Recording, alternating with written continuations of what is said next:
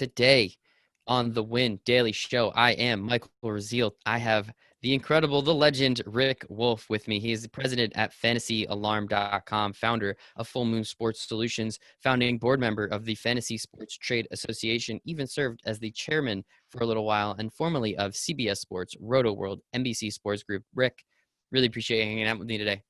I'm glad to be here. So, always look forward to talking about fantasy. It's basically been my whole life. So, Look at my whole that. professional life for sure. Good for you, man. And a lot of people would pay to have that opportunity, but clearly you've earned it and you've ran with it. So one thing we like to do here at Win Daily, as I told you, we want to make sure that we're paying homage, we're paying attention to the people that have come before us. And one thing outside of sports is all the hard work it takes to become within this industry, to stay in it as a fantasy content creator, writer, contributor. What are you doing Yeah. on the outside of sports to make sure that you're winning each and every day to continue this incredible life that you've created for yourself? Yeah. Well, I have a different path to it. So many people who come to it because their passion for baseball or football or whatever sport it is has them writing about it and covering it and watching film. And I think that's incredibly hard. A lot of people do that though. I have a BS in computer science, BS mathematics. I came from the tech side where, when I would hear one of these great minds about that, I had the luck at Sportsline USA to work with the great Mike Kahn and Ray Buck. Unfortunately, Mike Kahn's passed away, but they were the president of the National Football Writers Association, the president of the National Basketball Writers Association. So I had the great minds to be able to figure things out. And then what we did was took those things that were in the real world, things they were already using, analysis tools they were already doing, and we moved them to the internet. So, that's sort of the real world kind of defines what it is. And the reason that I've been able to stay in this space is because I'm willing to take less money for doing technology stuff, because technology in finance or in other areas pays a lot more.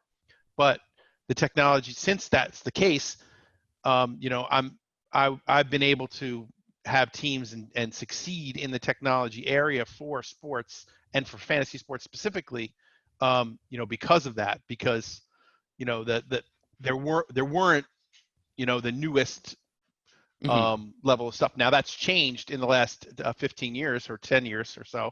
And, now high tech is in and sports is sexy, and the daily fantasy sports boom certainly made the technology component sexy. Deep-seated algorithms now, help you create your daily lineups and figure out who to bet on every day. And, those things always existed in Vegas and other places, but, commonly the high tech folks were working in finance or places where they could be making more money. But you went for the love over the money, it sounds like, because I worked in finance. I hated every second of it. And then I started working in sports, and I'm happy every day I wake up now, which is so much better than making an extra couple bucks a year that you're just going to spend it on stupid stuff anyway. Yeah, honestly, I mean, I say to people, I feel like the Forrest Gump of fantasy sports industry. I happened to be in the right rooms. I always surrounded myself by people who were way smarter than me, and I always raised my hand and volunteered for anything. Basically, I'll do that. Yeah. And so that served me well in those early rooms where we would say, hey, should we build a fantasy commissioner? Oh, yeah, there isn't really one out there. Okay, well, what do we do? All right, well, let's get a bunch of people in a room and a keg of Heineken and talk about it. And we'd talk about it, figure it out, and then we'd start building it. And because it wasn't there already, we had that advantage. Now with technology booming so much, the innovations are harder to make because so many simple things have already been invented. Mm-hmm. So at that time, there was no scoreboards online, so we put them up. There was no bracket online, so we put the first bracket up. There was no commissioner online. There were commissioner pieces of software, so we replicated some of the software, put it online. So all these things didn't exist. We thought of a new contest, we put it online. There was a 13-run pool, put it online. The football sheet, put it online.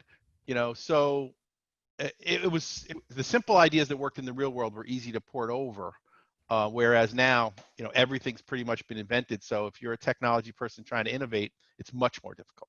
hmm And I think it's really interesting. You bring up the point, just put it online. It sounds very easy, especially today, to do something like that. It wasn't quite as easy as you're making it sound, especially back, as you said, 1989 is when you really, cut your teeth or started to cut your teeth in the industry. I wasn't even born yet. So, kudos to you for been doing this as long as you have. It's, again, an absolutely incredible career that people do dream about having. And when you do say, again, going back to, oh, just put it online, how much more difficult was it just to do those simple tasks back then compared to, as you said, creating those innovations that we're hoping to see come in the future? Well, it was different, right? Before then it was okay just to have a text-based page that had the data on it. Now it's got to look pretty. It's got to be interactive. It's got to have the ability for you to make personal settings. It's got to have the ability for you to connect with the community so you feel like you belong. So there's like components. In those days, in '95, when we started Sportsline, there was a guy named Peter Naughton who was ran Sun Microsystems. Okay, he wasn't.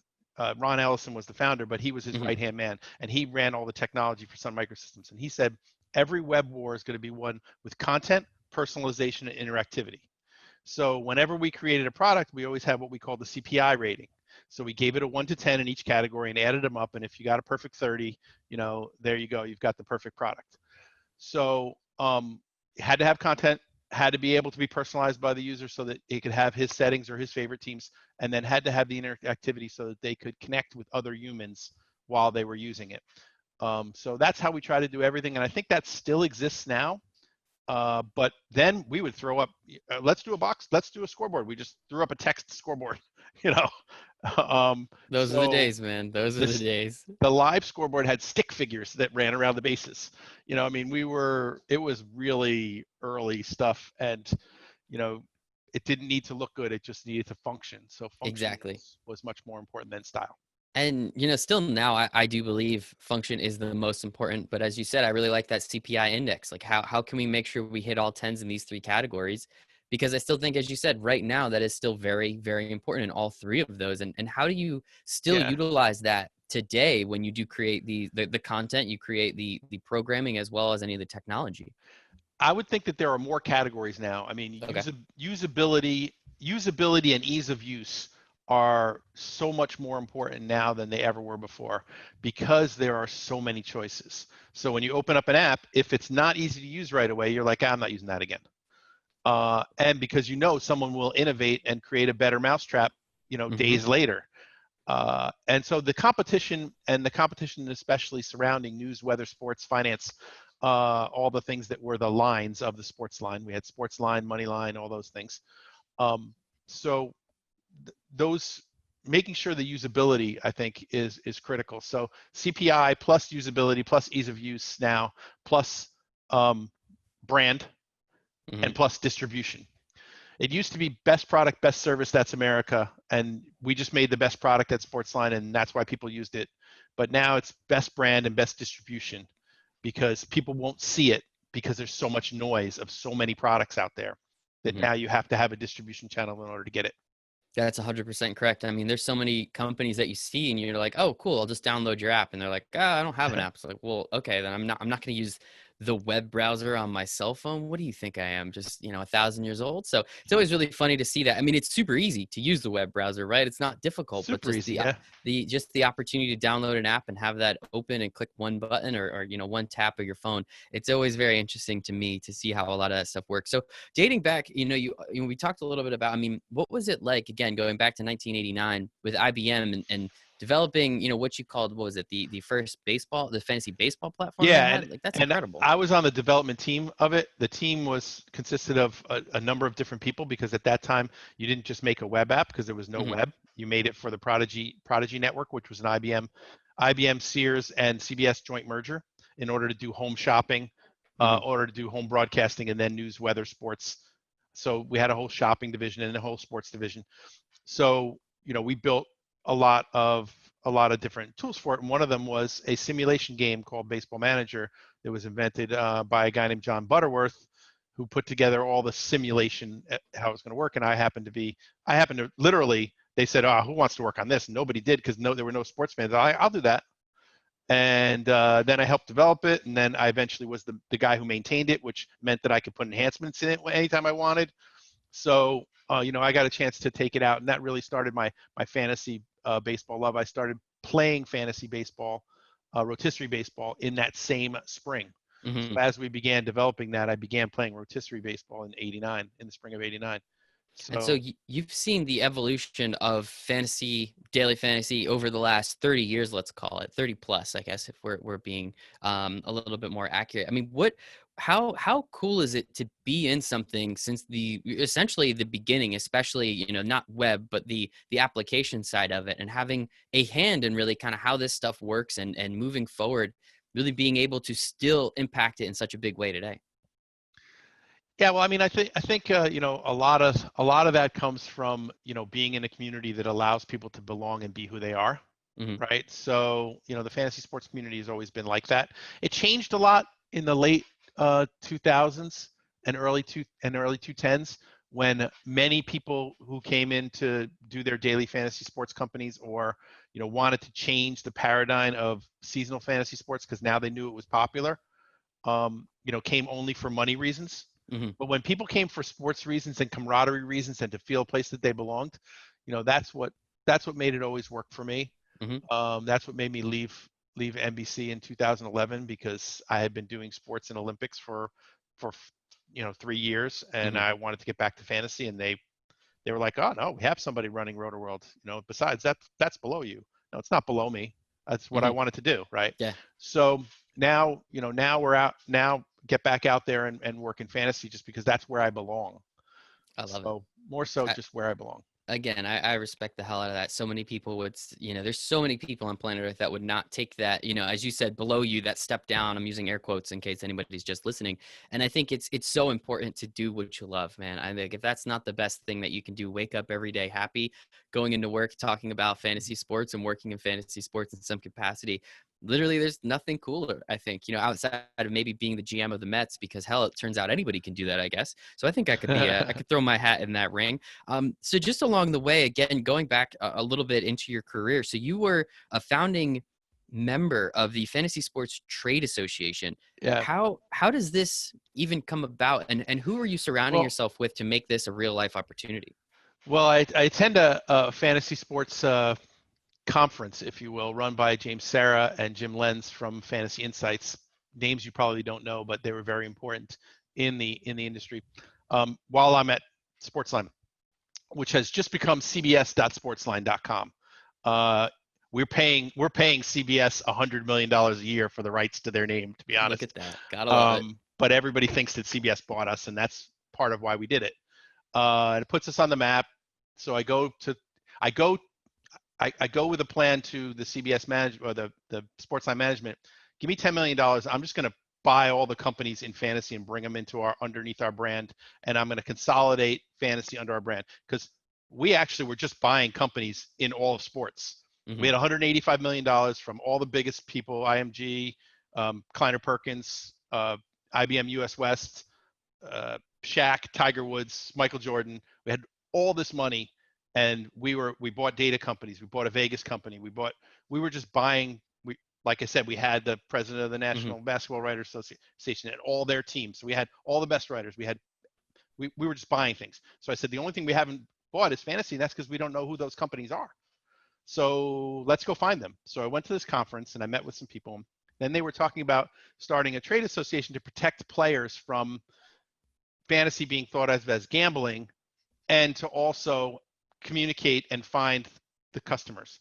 One was a magazine writer, Greg Ambrosius, and he wanted to find advertisers for his magazine. Steve Bird, who was running Stats Inc., wanted to find people to buy his data services. Charlie Wiegert, who was running CDM, wanted to find more players. James Sarah and Jim Lenz were just interested in the industry itself. Hmm. Christina Shellhart ran Sporting News, so she wanted to find more advertisers.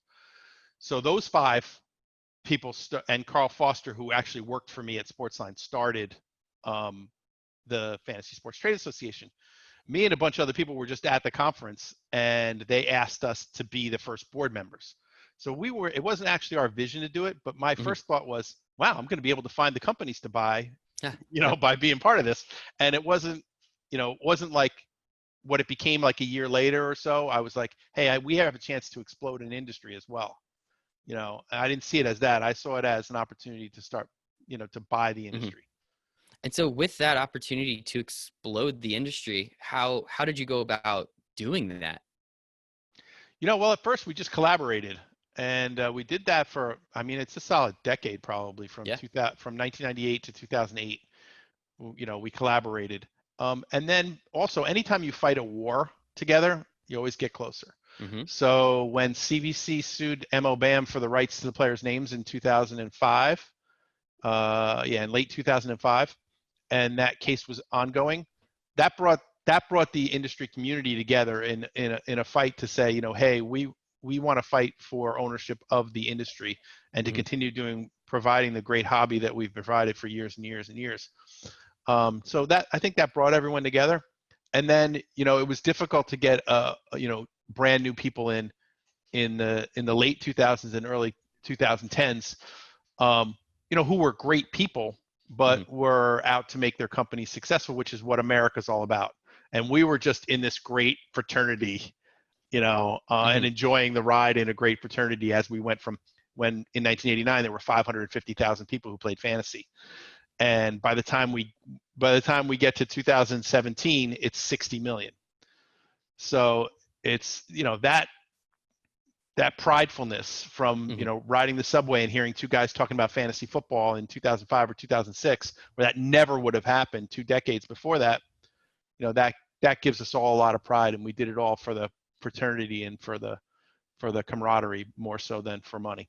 And we appreciate that. And I think that's the most important part. Now, I'm not going to lie, here at Win Daily, we do try and help people win money at DFS and in sports gambling because we all love it so much. I think that there is still that connection. I am personally, and unapologetically, season long is by far my favorite. You talked about the draft before. One of my favorite days I look forward to every year is that football draft. The one league that we've been in for 10 years. I know all the guys. Half of them are going to be in my wedding. The rest of them will be there, and it's just that opportunity to connect with people. And I really appreciate that you and this group of people that you came together with were there to ensure that that could happen for people like myself when we started playing fantasy football. I want to say sometime in high school, I think I started, probably my junior year. So this is 2008, 2009 is when we started. Just having those opportunities, again, just want to say thank you for the things that you did when you came before us. So really do appreciate that. I appreciate you saying that. So, I Of mean, course. and like I said, I don't know whether I specifically did anything other than be in the right rooms and like I said, I felt like Forrest Gump with all these smart people around me all the time. But it has been where I felt like I belong, and I think Hmm. I think every person should try to find the places where they belong. 100%. Could not agree with you more. Just a couple more questions here. And so you left CBS Sports, as you said, back in, what was it, 2004, 2001. Hmm. 2001. Oh, I apologize. NBC Sports. My Yeah, my apologies. in My apologies. 2011. Yeah, in 2011. And then so you have Full Moon Sports Solutions, which you've been running for a very long time now. That I think is 2001 as well, if I have Yeah. my Hmm. timeline correct. And you're currently still running that, and you told me a little bit about what you guys are doing now, off camera. So what is Full Moon Sports Solutions, and how are you helping startups and investors and other companies in this fantasy space? Yeah, well, one of the things that happens when you run, any business that's a consulting business is consulting or business development is all about problem solving. So what we do is listen to people's pain points and then try and make solutions for them. So we also, we have some visions and some plans that we want, and so sometimes we help to join companies. Like I'm the president of FA Media, and that's 95% of my time. Hmm. So for the most part, that's my love and that's my passion is building out FA Media. Hmm. But I do have a partner in Full Moon. He's the CEO, Ed Bunnell, who was with Fox for 13 years and with me at Sportsline way back when. And he's running some different projects over there. But for the most part, they're problem solving. So Hmm. we'll talk to our old friends and we'll say, what problems you got? And whatever problems they have, we'll go out and create solutions for, and then they'll pay us in order to get those solutions. I love that, and it's always very important, especially considering you've been running it for so long, or you've been in, had a huge hand in it. As you said, your partner you've been with for a very long time as well. So you said 95% of your time is spent with FA Media, FantasyAlarm.com, and Yeah, that's been the last 6.5 years. Again, if my math is yeah, that's correct. right. So Mhm. What I mean, I'm familiar with Fantasy Alarm. I know you guys have a bunch of stuff going on, but for the people out there that might not have any idea, which I feel is few, tell us a little bit about FA Media. Yeah, well, I mean, I think almost everybody won't know exactly all of this. So Okay. we are rebranding later this year as the Alarm Sports Network, and that will include fantasyalarm.com, wageralarm.com, fanjections.com, and our Be Alarmed B2B division. Our Be Alarmed B2B division we already have a major media company that we support in that, and we have a couple of minor companies, but that's a technology division that white labels things or creates custom solutions for folks. So we can create custom web solutions or something. And that's burgeoning now because in a lot of areas, because of the unfortunate situation that Hmm. we're in, people don't have tech resources because those are the ones that they had to furlough Hmm. or move on from. So we're able to, that division is thriving right now in this environment. Then we've taken this time during this pandemic to uh, take out our wish list, wipe it off, Hmm. and then start to build those things which you normally don't get to build when there's day-to-day problems with some number of at bats not coming in right, or Hmm. with all the sports running. So without the sports running, we're investing our time in getting our production level right. So for Fantasy Alarm, what that means is the genius Howard Bender has created some new shows, and they're fantastic and they're hysterical and they have great talent on them. And we did a fantastic broadcast with SiriusXM for the NFL draft, and we're investing in programming, in really, really top-notch programming. For Wager Alarm, it means we're building betting tools. For Fanjections, it means we're providing better APIs and getting more clients Hmm. to deliver projections and props and other information. So, and for Be Alarmed, like I said, more clients. So it's 4 divisions, the Alarm Sports Network. It's all coming together. We're taking this time to try and innovate as much as we possibly can. And that's what you have to do, right? It's very difficult, seeing people that I know just say, "Oh, I'm so bored. I'm not doing anything." There's a lot of stuff you can do. No one, never in human history have we ever pretty much all just been given 2 months. It rarely ever happens. Like, you're not allowed to leave your house, essentially, especially up here in the Northeast. You can't really leave your house. So you have all this time. You can't tell me you can't figure out something to do. Do anything. So for me personally, I've started helping Jason out and doing a lot of these interviews with him. I do interviews on my own as well, and probably have talked to over 120 people and got to ask him a lot of questions like this. So I got to network and learn. And I think the way you're doing it, for lack of a better term, over this time, I still haven't been able to figure out a way to say it, but take advantage of the situation. Again, Yeah, at a minimum, everybody lost their commute. Hopefully you still have your job. Hopefully you're still making money, but at a minimum, you lost a combined about an hour and a half of commute. That's the average commute's about 45 minutes. So if you can't figure out what to do with an extra at least hour and a half every day, you got to start thinking harder. You got to start figuring something else yeah. out, because never in time have we ever been given something like this. I mean, I will say everybody's situation is different and Of course. everybody has different challenges. So, but if you're not challenged by having to homeschool or challenged by having to have multiple people work in the same Hmm. place, and not challenged by having to care for any loved ones who are Hmm. affected by COVID, uh, you know, parents, nursing homes, stuff like that. If you're not challenged by all those things, then I do agree with you. Be Phil Connors. Hmm. Wake up every day and get great at something. Hmm. It's Groundhog Day. Yeah. But if you are challenged by those things, give yourself the self-compassion to say it's okay to focus on family and things that are important, and maybe not being the world's best worker. And So and I appreciate you saying that, and I guess that did kind of come off like I was saying you have to work, but I agree with you. Spending time with your family, again, you get an extra hour and a half potentially to spend time with your loved ones who are at their home. You have that extra time. I have a friend who lives out in Cleveland who we only see a couple times a year. I've seen him more in these last 6 weeks because he's also stuck in his house, so we all get to see each other. That there's ways, again, to take advantage of this situation. So I do appreciate that a little aside from absolutely. you as well. And so back to Fantasy Alarm. So apologize for that little bit of a tangent. In 2014, I saw, when you came in, obviously you were talking, you're very much on the tech side and everything. And I did see the alarm service. When was that implemented, and how much of a hand did you have in either implementing it or increasing its ability to use in its customization? Yeah, so the alarm service started back in 2010. It was a technology that was written for then. It's an old technology now, so we're in the process of rebuilding it, Hmm. because it is important. The notification system, we will have one out for this fall that's brand new. but it was actually licensed to the lines makers. It was licensed to lines makers in Vegas so that they could send alerts out to Mm-hmm. about odds moving, and in large part was put back on mothballs when we received the license back in 2016. Mm-hmm. So we didn't do a lot more with it. We developed our own notification system to do things like send you alerts when players weren't going to be in the lineup, but we haven't expanded that. We're going to expand that coming towards this fall because it's a place where we think that we can do a ton better, and it's how the company started, Mm-hmm. and everybody should get alarms on their phone to tell them exactly what to do. And how is it different than just a normal notification service, as you were saying, that you've been using for whether players are in or out? Yeah, well, what we're doing right now is we're investing in a product we call League Sync, which allows you to sync up all your leagues, which I have way too many best balls now. I have over 40 MLB best balls now. Okay, I was Uh, gonna say how many's too many, but I would probably agree with you. 40 it's too might be many, just a little too many. but I don't have to play them. They'll play themselves. But Uh-huh. I just keep constantly busy with a draft running all the time. So I'll have a 4-hour draft running. I've had one running all the time since March 11th.